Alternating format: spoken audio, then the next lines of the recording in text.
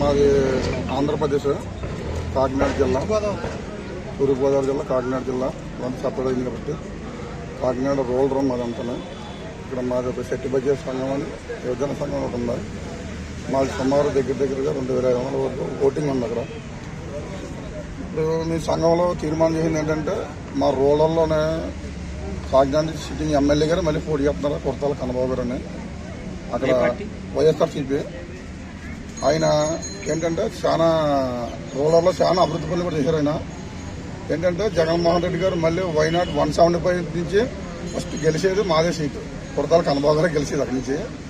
మేమంతా కూడా ఇప్పుడు ఈరోజు తీర్మానం చేసుకునేది ఏంటంటే కన్నబాబు గారికి ఏకంగా తీర్మానం చేసాం. ఏకగ్రంగానే మా ఇక్కడ నుంచి 2500 వరకు కూడా ఓటు బ్యాంక్ అక్కడ ఉంది, ఆయనతో చేస్తాం. ఆయన గెలిచినట్టే ఏంటంటే ఇంతకుముందు 17,000 18,000 కాకుండా ఈసారి అయితే 25,000 నుంచి 30,000 వరకు మెజార్టీతో గెలుస్తాడు. ఏంటంటే జగన్మోహన్ రెడ్డి గారు కంపల్సరీ మళ్ళీ సీఎం అదే అయినా జగన్మోహన్ రెడ్డి గారు.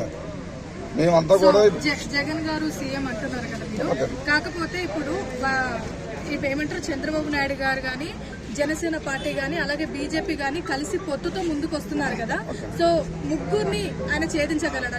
100% వాళ్ళ ముగ్గురు కలిసి వచ్చినా జగన్మోహన్ రెడ్డి గారు ఒంటి చేతితో గెలిపించుకుంటాడు. ఎందుకంటే ఇంతకు ముందు కూడా వీళ్ళందరూ కూడా మామూలు సపరేట్ పోటీ చేసినా కానీ వాళ్ళంతా ఒకటే 3 పార్టీలు. అది ఫస్ట్ నుంచి కూడా చెప్పితే మా జగన్మోహన్ రెడ్డి గారు కూడా ఉంది. ఎందుకంటే 151 సీటు గెలిచినప్పుడు ఈసారి 175 టార్గెట్ పెట్టాడు జగన్మోహన్ రెడ్డి గారు. అది 100% గెలిచి తీరుతుంది. 100% మా కాకినాడ జిల్లా నుంచి అయితే ఇప్పుడు ఉమ్మడి జిల్లాలో 19 సీట్లు ఉన్నాయి. ఇప్పుడు మా కాకినాడ జిల్లా సపరేట్ అయింది కాబట్టి కాకినాడ ఎంపీ ఒకటి 7 సీట్లు కూడా వైఎస్ఆర్సీపీ 100% గెలుచుకుంటాం. సో ఇప్పుడు సిట్టింగ్ ఎమ్మెల్యేలను అయితే చేంజ్ చేశారు కదా జగన్ గారు, ఇది ప్లస్ అవుతుందా? ప్లస్ అవుతుంది. ఎందుకంటే వాళ్ళ కూడా బాగా చేసిన వాళ్ళు ఇంతకుముందు సిట్టింగ్ ఎమ్మెల్యేలు మారుతున్నది వాళ్ళు కంపల్సరీగా వాళ్ళ కూడా కలిసే పని చేస్తారు. ఎందుకంటే ఇప్పుడు కొత్త వాళ్ళకి దాంట్లోనే ఇంకా ఏంటంటే ఎస్టీ ఎస్సీ బీసీ మైనార్టీ వల్ల ఏంటంటే ఈ వర్ణాలందరినీ కింద కొంచెం అనగదారు వర్గాలు కాబట్టి వాళ్ళని పైకి తీసుకురావడానికి మాత్రం జగన్మోహన్ రెడ్డి గారు కంపల్సరీగా వాళ్ళని పైకి తీసుకొస్తాడు. ఎందుకంటే మేము కూడా చెట్టిపల్లి సంఘం అంటే మాది బీసీఏ, మేము 99% కంపల్సరీగా మేము జగన్ అంతా ఉంటాం కూడా. పర్వాలేదన్న, ఎందుకంటే గెలిచి సీట్ ఆయన తెలుసు. ఎందుకంటే ప్రతి కూడా రిపోర్ట్లు ఉంటాయి. ఎందుకంటే ఆయన దగ్గర కంపల్సరీగా ఇప్పుడు రాష్ట్ర ముఖ్యమంత్రి అంటే ప్రతిదీ కూడా ఉంటుంది. ప్రతి రిపోర్ట్ ప్రతి నియోజకవర్గంలో ఎట్లా జరుగుతుందో ఏంటన్నది ఆ క్యాడర్ అన్నది కూడా ఇంత కూడా ఎక్కడ శక్తి చేదలేదు. 99% 175 కంపల్సరీ గెలుస్తాం.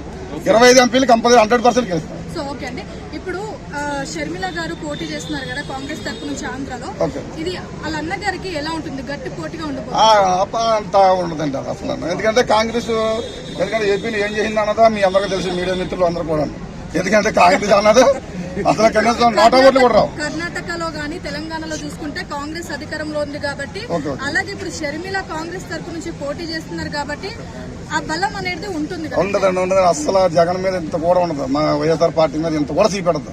ఎందుకంటే అది కావాలని కుట్రలో ఆవిడ తీసుకొచ్చి మళ్ళీ కాంగ్రెస్ లో జాయిన్ చేసి కాంగ్రెస్ పార్టీ ఏం చేసింది అన్నదో జగన్మోహన్ రెడ్డి గారి కోసం అందరికీ తెలుసు. ఆయన 16 నెలలు దగ్గర జైల్లో పెట్టారు. అది ఎవరు పెట్టారో అందరికీ తెలిసేది.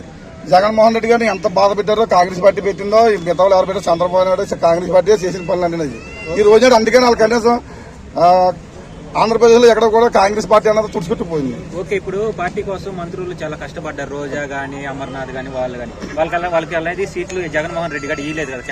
ఇంకా ఉంది ఎందుకంటే లాస్ట్ విడత ఇంకా రాలేదు కదా. ఇప్పుడు 29 సీట్లు అయినా కొంచెం చేంజ్ చేశారు. అదే కొంచెం అక్కడెక్కడ మార్పులు అయినా తెప్పించి అంతరించి ఇంకా కొంచెం టైం ఉంది కాబట్టి అది ఏంటన్నది పార్టీ నిర్ణయాలు పెట్టి ఉంటుంది. ఎందుకంటే గెలుపు కోసం ప్లాన్ చేస్తారు తెప్పించి ఓడిపోవాలని కూడా ఏ ముఖ్యమంత్రి అధినాయకుడు అధ్యక్షుడు కూడా ఏ పని చేయడు కదా.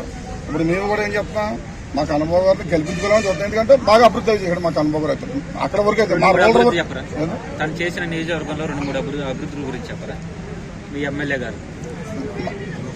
ఇప్పుడు ఇళ్ల స్థలాలు అయితే ఇంకా నెంబర్ 1 స్థానం. ఎందుకంటే ప్రతి ఊళ్ళో ప్రతి 4 మండలాల్లో కూడా ఇళ్ల స్థలాలు పేదవాళ్ళు అన్న వాళ్ళకి కంపల్సరీగా ఇళ్ల స్థలాలు అందరికీ వచ్చినాయి. తర్వాత పెన్షన్లు, తర్వాత అమ్మఒడి పథకం, తర్వాత సయ్యూత ఎస్టీ బీసీలకి అదే బట్టలకు డబ్బులు అన్నది. ఇంకా రోడ్లు కానీ ఇప్పుడు చిన్న అభివృద్ధి పరుగులు కానీ అయితే మాత్రం చాలా బాగా చేశారు కన్వోగర్ అయితే. ఎందుకంటే ఆయన